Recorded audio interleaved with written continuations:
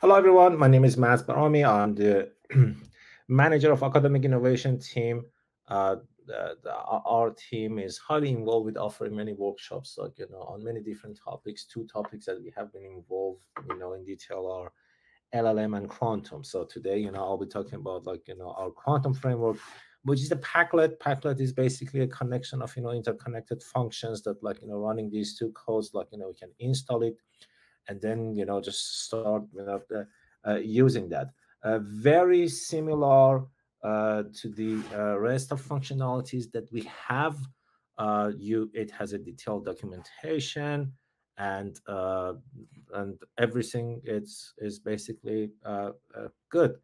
Um, very well, our initial plan was to have a joint session together with Nick. Nick is here, but it seems like Nick, can you hear me, or there's any issue with your audio? Okay, I'll handle that once Nick, your audio is okay. Just let me know. So many of functionalities that we have, you would see they have the name quantum, and that's basically a list of them. Some of them are are, let's call them our important objects, such as quantum basis, quantum channel, quantum circuit operator, quantum operator, quantum state. So these are the functionalities that you are going to create. The quantum objects, some of them are for some calculations, such as quantum evolve take care of takes care of time evolution, quantum distance, the distance between different quantum states. But let's I'm gonna focus on the fundamental abstraction that we have in our framework. Let us start with, I don't know, a simple case of a quantum state. I'm going to start with state, and let's go with the random pure state of 1 qubit. So as you see, what I did is just it's a traditional form of the same object. Okay, so it's originally what you would see is this object and the summary box. But if you want to look at the traditional form, that's a traditional form. You may ask oh, why you are not showing me this traditional form? Because for any serious quantum computation, you are not dealing with only 1 qubit. You are usually dealing with a large number of qubits, and for a large number of qubits, looking at those traditional forms that you have seen in the textbook example, it's just pointless. Look at here, nobody's gonna look into that. Okay, so what you would do, you would look into the corresponding the tensor, or the object that is there. So that's the main reason this whole concept of representing things with an object looks much nicer. So what is this animal for us? This animal is basically behind the scene is a tensor. On the top of that tensor, we have metadata helping us to do the computation in a quantum way. Okay, from this point on, I'm gonna use our quantum object, quantum circuit operator. Let me just show you one example, and then I'm gonna tell you why I'm focusing on quantum circuit operator. So quantum circuit operator is the usual quantum circuits, each wire represents different quantum states, and then you have different boxes representing transformations. Okay, and then you can have any other operation on each wire, or the connection between the wires, such as this C knot that we have acting on the second wire as control, and the first wire as target. So why I'm focusing on quantum circuit operator? Because let's put the state that I created there into this circuit. And let's just call it, for the sake of for our cosmetic touch, let's call it, I don't know, psi. Okay, and when I feed it into this state, looks how it looks like. So what you would see here is a box, the usual box that you had there, but here there is no input wire, and there's only one wire coming out of that. So this is basically the way that we would understand this quantum process. This is like, the underlying semantic that we have. For us, like, it's a quantum process with no input and only output. Let me just like, let's go through like, the usual like, textbook example that we have like, in the world of quantum. What if I, look at like, the complex conjugate of this state, like, so this representation is your basically like, ket. And what about bra? So everything is going to be reversed. So this time it has an input, okay, and it has no output. You see here, like, a wire goes to that box, and then like, there's no output. This is basically like, a representation of that, like, that underlying animal, which is basically your tensor. And then like, on the top of that, you can do any other operation. So let me just, I know it's a very, trivial statement, but let's do it like this. Look at here, like, I'm starting with the state, and then the next is like, the action of like, dagger. So it's like, a bracket, and we know that, this is inner product. So the result of like, this operation that I'm doing here is practically like, no input, no output. This is basically a scalar, like, animal. And if you want to see it, look at here. That's basically the state that we had. Of course, this state is normalized. That's why, like, the value that you see is 1. If you want, let's do like, a symbolic one. I'm gonna call it, A and B, and then you would see like, as some of you already guessed, this result is gonna be like, the norm of that state, which is exactly what we expected, right? Like, but like, now you see it in this particular picture, okay? Like, input output. This is I'm hearing echo, like, I don't know why, like, this is the basically the whole like, the concept that, whenever you're working on framework, think about it like, okay, these are a bunch of like, transformation behind the scene, everything is tensor, so I should like, use all those functionalities. Otherwise, like, unless you do a very simple computation, everything else is just like, non-efficient. Let me show you like, another example. Like, let's, let's do it like this. I'm gonna say, let us start with the quantum state, which is a Bell state, and then you would say like, look, I would like, I don't know what kind of transformation. Let's go with the rotation along, like, y-axis, and then go with the generic angle theta. Okay, so look at here, like, what's happening. Just again, like, let's do a cosmetic touch.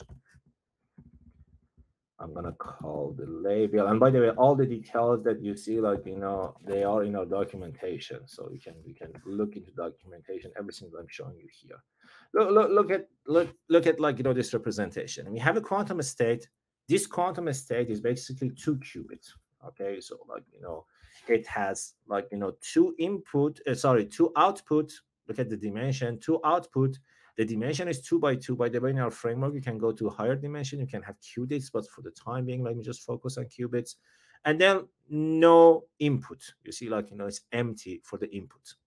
And that's exactly the picture that we have. Look at like, the box representing your Bell state. There are only 2 wires coming out of that. And then on the first wire, you're applying like, your operators. And now look at the operator. For your operator, you have input, a wire goes into that, and a wire comes out of that. So this is how we would understand. So like, what we usually call as like, operator, it has input and also output. And that's how like, you could understand the transformation. Of course, like, the quantum operator, and by the way, literally behind the scene, the design that we have for this quantum operator, it's literally like, what I just told you. Let me show it to you. Look at the input form. So in the input form, you have your quantum state, okay, with all this like, fanciness. And then the only extra information that you are adding is your input output. Okay, this is what we usually refer to as like, your metadata, the extra information that you're adding. The rest is just like, your quantum state. So basically you have an animal, which is quantum state, and now you're adding more information, and that information here, which is the the order, the first one represents the output, the second one represents your input. This is the extra information, the metadata that you're adding on the top of your previous quantum object. Okay, you may think it's non-trivial, it's not the textbook example. Yes, I totally get it. It's not that, but welcome to the world of quantum computing. If you want to do any good algorithm developments, forget about that conventional things that you learn in mostly physics textbooks, which is what I learned. That's how we learn quantum. Here, you need a different semantic, a different approach, a different abstraction to do your calculation. Okay, and of course, look at here, you have two wires as the output. So this operator, I don't know, let's call it QC. If you evaluate that, the result is basically a quantum state, and you see a symbolic quantum state. Okay, so that's basically at the very fundamental level, that's what's happening behind the scene. The way that we do the computation, now let's see, I would like to do it like this, and then let me add measuring the first one and the second one. Let's look at the circuit, and then I don't know, some of you may say what about the noise? So I'm gonna add a bit flip with the probability of 0.3. So it's acting on the first qubit. Let's act it on the second qubit. So that's the case that we have. And then what's happening here is actually, let's go for the first qubit for the time being, and I'm going to explain what's my plan. So look at here. So we have a Bell state, which is your preparation. Then you have a rotation. Then that's the effect of noise, and then you would measure that. Okay, this is the normal way that you would understand it. But the way that we understand for us in Wolfram Quantum Framework, this is basically our abstraction. That's how we would basically no,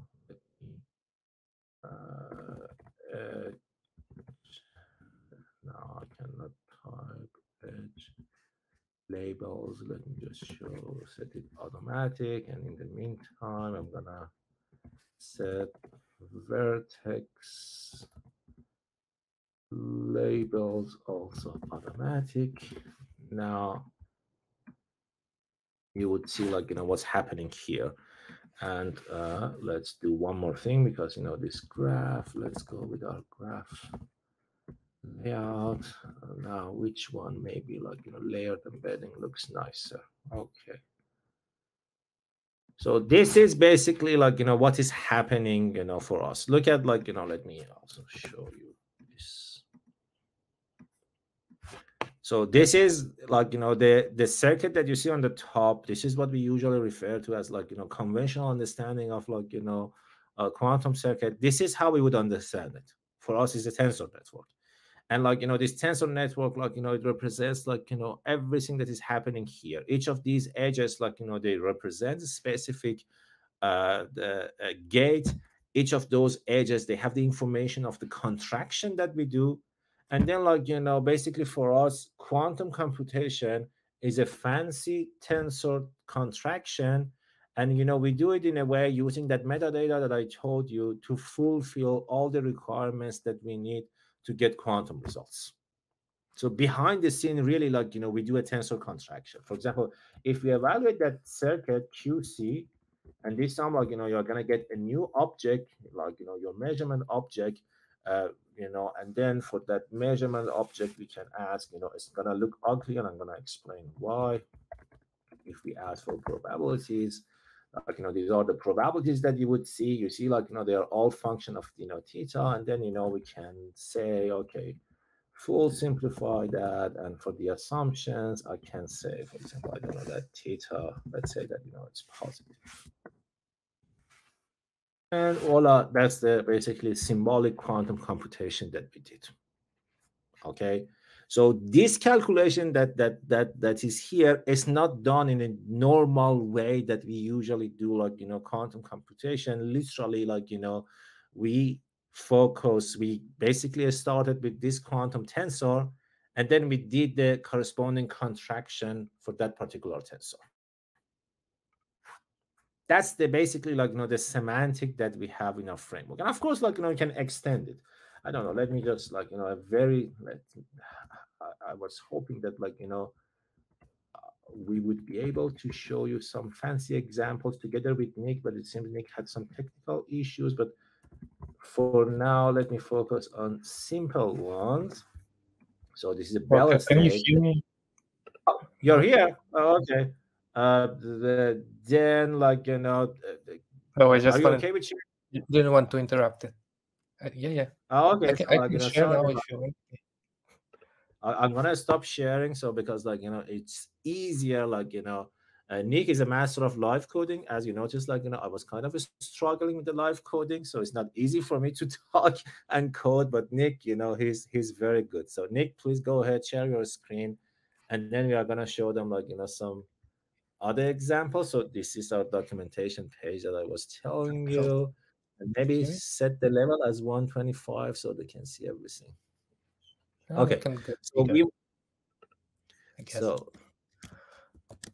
so I guess what you wanted to show this kind of example, right? Yeah, let's have with the magic and then tensor network for the magic. Let's show the actual circuit too. Let's our users see that yeah. Look at here, you have two wires, and what before evaluating that, Nick, let me just explain what we have here. So those initial zeros that you see, okay, those all basically your register states, wire number 1, wire number 2. Now it goes through the pink box, which is S, which is the next edge, the vertex. Look at the next vertex, 2 S's. And then on the second one you have the Hamiltonian. You see one of them follows by the Hamiltonian, the next vertex is Hamiltonian, and then C naught is acting on both of them. That's why you see both of them, they go to C naught. So this is basically the tensor, and for the tensor network, each edge represents a contraction, a specific contraction that we are doing. And it's basically an annotated graph, and then you can extract whatever information that you want from this graph. By default, we always set our initial state as 0, 0, the register state. If you don't like it, you can remove that. So the next example, the tensor network, it is without the initial state, which was a register state. Okay, so just we just remove that. And then you may say that now Nick is doing the other functionalities that we have in remember, this quantum framework is built on the top of Wolfram language. So everything that you have in Wolfram language is applicable here. So that tensor network was literally a graph, and as you saw, the two labels that we had initially was 0 and -1. So Nick is saying that, okay, delete those vertexes, and you would get the next one, which is without the initial state. So it's a tensor network. So you can do whatever you want with this tensor network. For example, you can say that, what are the free indices that we have in this tensor network? Okay, so these are the free indices that we have within this tensor network. And you may say that, look, now I would like to add a new tensor on the top of that tensor graph using those free indices. Remember, that's the only one that is available. So what we would do is just, we start with tensor network add, which is, the function that we have in our framework. You would give your tensor. Nick is giving it in the most generic way, which is basically A, B, C, and D. Those are basically your metrics. Read it as a matrix if you want. And voila, we added a new tensor, a new transformation in the middle of our tensor network. If it's not now, I want to show you how different is this semantic, this abstraction. Now you may say that, okay, look, I'm coming from the background that I understand only the usual circuit diagram. Show me the circuit diagram. Now let's look at the circuit diagram, and you will see the circuit diagram is maybe a bit conventional for some of you because you may not have seen like, you know, these kind of loops, but that's literally like, you know, what's happening there. It's like as if, you know, after applying that particular transformation, which is the simplest case, it's a simple, like, you know, applying like, you know, a linear transformation represented by that matrix A, B, C, D, we are tracing out the first qubit. You see, like, you know, that loop that you see, like, you know, it's literally like, you know, tracing out. If you want, like, you know, to see it, like, Nick, without that new tensor, literally show them the partial, like, you know, tracing, and like, you know, they would see like that's literally the same case. So that's your, you know, circuit, and then you would say like, you know, look, you know, I would like to do the partial tracing. I would like to trace out the first one. You see, like, you know, that's how that's literally like, you know, in the tensor network language, that's the literal meaning of like, you know, doing partial trace. And I guess like, you know, with this simple example, you already noticed like, you know, how different is this abstraction and how flexible it is compared to the textbook example. Because like, you know, it gives you all these possibilities of like, you know, playing around with your tensor and do all like, you know, fancy manipulation. Now, for those of you, like, you know, what you see there is simply like, you know, a cap and cup, like, you know, on the left side, like, you know, we have a cup, on the right side, like, you know, we have a cap. Remember our diagram, like, you know, it has tooltip, like, you know, as Nick is, you know, hovering his mouse over, you know, different location, like, you know, you see the labels. I don't know, hover it on C naught, like, you know, they would see the C naught too. So like, you know, that's the C naught, like, you know, C Hadamard. And if you want to know, like, you know, what are they literally, you remember that Bell state that I showed you, and it has like, you know, two output, no input. Cup is literally your Bell state. Cap is the dagger of your Bell state. That's literally like, you know, the meaning of like, you know, those fancy things that you see. Like, you know, look at here, like, you know, that's that operation, the cup on the left, and then like, you know, look at the Bell state. Yes, normalization, like, you know, but you know, we can ignore it for the time being, but that's literally the same thing. I guess like, you know, this very simple representation for cup that you saw, like, you know, Nick showed the summary box for cup, like, you know, because in the normal quantum, whatever, like most of the time you guys see is an operation which has like, you know, the usual quantum operator in quantum. It has always input output, the same number of input, the same number of output. Okay, look at the order that we have, and like, you know, the way that it's acting, it's different. This is much more generic, because again, like, you know, as I told you, if you want to do like, you know, serious, like, you know, computation in quantum, you need like, you know, different approach, you need different abstraction. And why it is useful, like, you know, very simple, like, you know, if you go to the next level of abstraction, you can literally include anything. You can, like, for example, let us start, like, you know, let's do something fancy, like, you know, I don't know, like, you know, let's just start with the magic state, and then like, you know, uh, let's, you know, I don't know, like, you know, Nick, like, you know, what's the like, shall we merge two output wires together, like, you know, just showing like, you know, what we can do. And it's literally like, you know, the usual functionalities that we have. So look at here, like, you know, Nick is adding an initial Bell state, like literally that's what I showed you. I showed you as a quantum state. Now you would see it as a wire.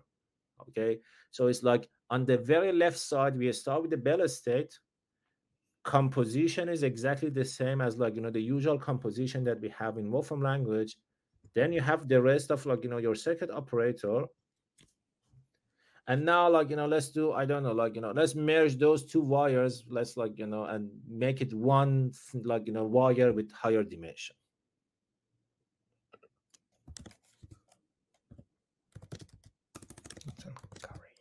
Yeah. And look at here, like, you know, what we are doing here, we are merging, like, you know, those two wires. And each of these operations, they have a corresponding, like, you know, tensor manipulation implementations. And look at the very last wire, because you merge two of them, the very last wire, it has higher dimension. Okay, like, you know, And like, you know, if you want to say like, you know, what is Ankari is like really like, you know, you have, it's Ankari that we have like, you know, in I guess like, you know, the conventional functions apply curry, right? Like, you know, that's the building functionalities that we have in Wolfram language. And look at the dimension, it takes 2 and 2, basically 2 input, and then as an output you have higher dimension. And then like, you know, that higher dimension, like, you know, in some like, you know, literatures, it is what usually referred to as like actual quantum wire, because like, you know, it has more information. And you can do like, you know, a family, a zoo of like, you know, different operation in our framework if you follow this approach. So not only you can have like, you know, do all the, you know, conventional ones, but because of like, you know, this very like sophisticated like, you know, abstraction that implemented by Nick in our framework, so you have lots of freedom to play around like, you know, whatever tensor manipulation you would like to do. As the last example, for example, let's say that like, you know, you have a, I don't know, a qubit, but let's have it like, I don't know, a and b as like, you know, as a state vector. Let us start with that state. So it's a symbolic, you know, example. And let's have it like, you know, in a circuit, like, you know, let's say that like, you know, this is the very first wire of a circuit, you know, quantum circuit operator. Okay, some up to here, I guess everybody understands what's happening. And let's say that, you know, you would say, look, you know, I don't like to go with the state vector. I would like to have like, you know, the density matrix encoded in the wire of my circuit. Okay, you would say like, you know, look, you know, it's, yeah, I want to go to a higher dimension and have like, you know, your density matrix. And that's the way that we would do it. Like, you know, maybe like, let's show them like, you know, what is the matrix state, like, you know, let's show the actual form. So you see like, you know, that's the usual textbook example of, you know, density matrix. And this time I wonder if you notice like, you know, when Nick did like, you know, that, you know, metric states, like, you know, the box, you know, borderline is now thicker. It means like, you know, it is in higher dimension. Now like, you know, what is happening there is like you're encoding your density matrix into like, you know, the computation for your tensor. And in this time, like, you know, you're in higher dimension to do that. There are other tricks like, I don't know, like, you know, that you can go with like, you know, dabbling that, bending that, like, you know, it's like, you know, a collection of like, you know, different tricks that you can do. But at the fundamental level, like, you know, think about it like, you know, you have a fancy tensor manipulation, and on the top of that tensor manipulation you can basically do anything that is okay by, you know, laws of your, you know, tensor contraction. That's a very specific abstraction that we have in our framework. Like, you know, this approach of like, you know, tensor network in a sense is a state of art for to do, you know, quantum computation. It started with like, you know, condensed matter physics and like, you know, simulating, you know, many body systems. But very soon people, they found like, you know, very fancy usage for quantum computing.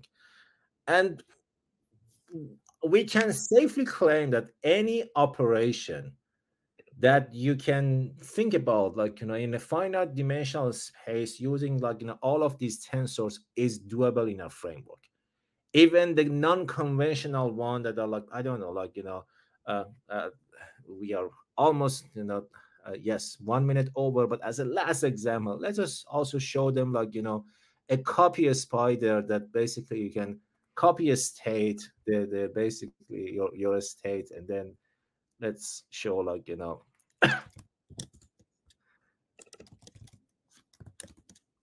and let's just start, I don't know, let's give the same state A and B, and let's look at the, you know, show them like, you know, how it works.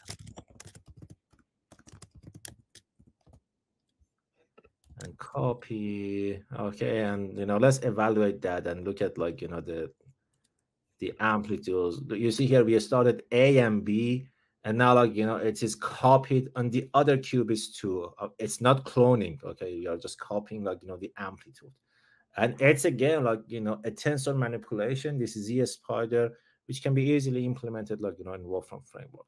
I think like, you know, the most important thing about like, you know, quantum computation is like, you know, we need to develop like, you know, relevant important algorithms to tackle real world problems.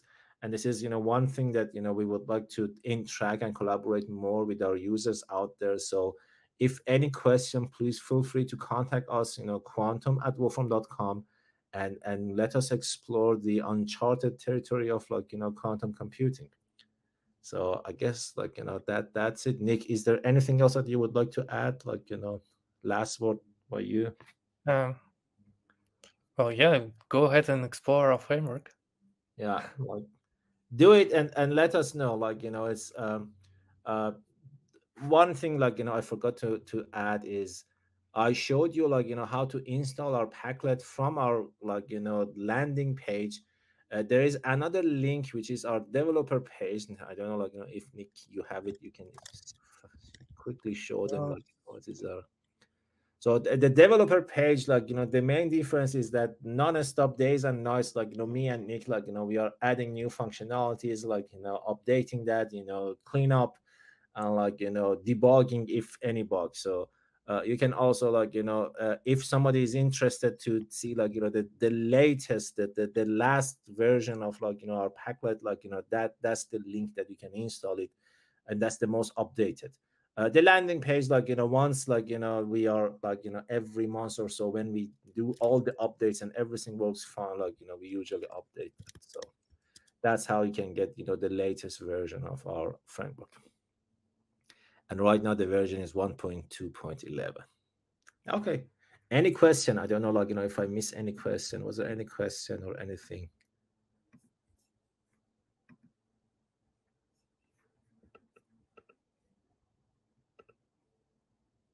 Okay, so again, thanks everyone. Feel free to reach out to us, quantum@wolfram.com, and explore our framework and let us know how you like it.